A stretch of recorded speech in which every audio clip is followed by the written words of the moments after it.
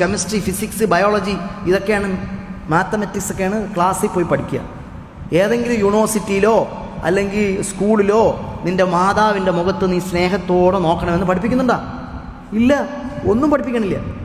അപ്പോൾ അത് പഠിപ്പിക്കുന്ന മദ്രസയിലെ ഉസ്താദ് പഠിക്കാത്തതിന് കുട്ടിയെ തല്ലി എന്ന് പറഞ്ഞ് ഇവൻ വന്നിട്ട് ഉസ്താദിനെ തല്ലുന്നു. ഇവൻ ഏത് കാലത്ത് ഗുണം പിടിക്കും? ഇവൻ്റെ അവസാനം എങ്ങനെയായിരിക്കും? വല്ലാത്തൊരു ഹതഭാഗ്യമായൊരവസ്ഥ. ആ കുട്ടിയുടെ ഭാവി എന്തായിരിക്കും പടച്ചോനെ അറിയുള്ളൂ. ആ പള്ളിയിലെ മഹലിലെ ആൺപിള്ളേരില്ലാതായിപ്പോയല്ല മഹലിലൊന്നും ഇല്ലേ?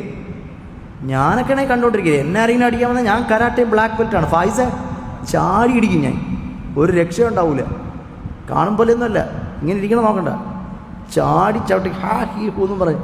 സൽമാനെ സൂക്ഷിച്ചോ കേട്ടാ, പടപട അടിയൊക്കെ തിരിച്ചു കിട്ടും, ഒരു രക്ഷയുണ്ടാവില്ല. അതുകൊണ്ട് ഉസ്താദന്മാരൊക്കെ കരാട്ടയും കളറിയും ബ്ലാക്ക് ബെൽറ്റും കുങ്ഫുവും ജൂഡോയും തൈക്കൊണ്ടൊക്കെ പഠിച്ചോളും. അത് നബി സല്ലല്ലാഹു അലൈഹി വസല്ലം തങ്ങൾ പഠിക്കൽ സുന്നത്താക്കിയ കാര്യമാണ്. ഞാൻ തമാശ പറഞ്ഞല്ലേ, ആരെങ്കിലുമൊക്കെ അടിക്കാൻ വേണ്ടി വന്നാൽ നമ്മളിങ്ങനെ അടി കൊണ്ടോ നോക്കിക്കൊണ്ടിരിക്കുക. എന്നെ കൊണ്ടൊന്നും പറ്റത്തില്ല. കൈ കിട്ടണെടുത്ത് വെച്ച് തിരിച്ചടിക്കും. ഉപ്പാരെങ്കിലും അടിക്കാവുന്ന മൈക്കെടുത്ത് വെച്ചാൽ അടിക്കും. മരിക്കണേ ജീവിക്കണേക്കെ പിന്നുള്ള കാര്യം ഇല്ലേ? അങ്ങനെയാണ് വേണ്ടിയിരുന്നത്.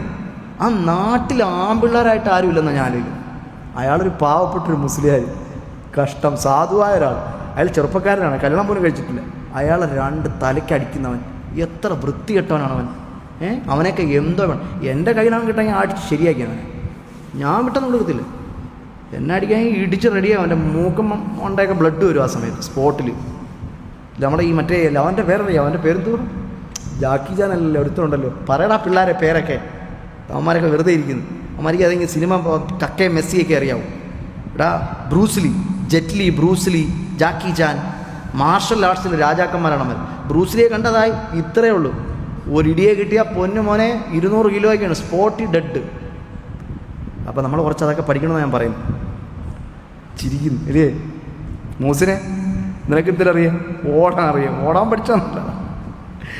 അല്ലാ ഹഫീർ, എണീറ്റ് ഓടെങ്കിലും ചെയ്യണ്ട. ഇത് ഓടണമല്ലില്ല, വെറുതെ അടി കൊണ്ടുകൊണ്ട് അവിടെ ഇരിക്കുന്നു പാവപ്പെട്ടോ.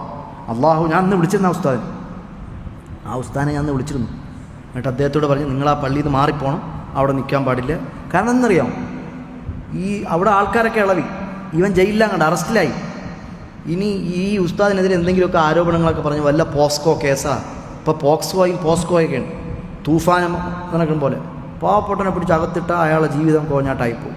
അതുകൊണ്ട് ഞാൻ പറഞ്ഞു, നിങ്ങൾ പതുക്കെ അവിടെ നിന്ന് വേറെ എങ്ങോട്ടേക്ക് മാറിപ്പോകാൻ. അള്ളാഹു അദ്ദേഹത്തിന് അനുഗ്രഹം നൽകട്ടെ. അക്രമികളായ ആളുകൾ അള്ളാഹു പാഠം പഠിപ്പിക്കട്ടെ.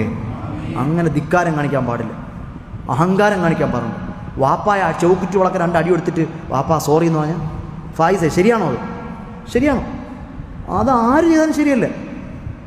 വാപ്പാട ഈ കുട്ടിയുടെ അബുറൂഹ്, ആത്മാവിൻ്റെ പിതാവാണ് ഉസ്താദ്. ആ കുട്ടിയെ നന്മ പഠിപ്പിക്കുന്ന ആളാണ്. പണ്ടൊക്കെ നിങ്ങൾ ഉസ്താദ് അടിച്ചെന്ന് പറഞ്ഞ് വീട്ടിൽ ചെന്ന് പറഞ്ഞാൽ എന്തായിരിക്കും അവസ്ഥ? അബ്ദുള്ളാക്ക വാപ്പാടത്ത് പോയ അബ്ദുള്ളാക്ക പറഞ്ഞ് എൻ്റെ ഉസ്താദ് എന്നെ അടിച്ചത്, ഇങ്ങോട്ട് വാടാന്ന് പറഞ്ഞ്, നീ ഇന്ന് എന്തിനാണ് ഉസ്താദിൻ്റെ അടി മേടിച്ചെന്ന് പറഞ്ഞ് 3 അടി വാപ്പ എക്സ്ട്രാ തന്നെ ഇല്ലേ?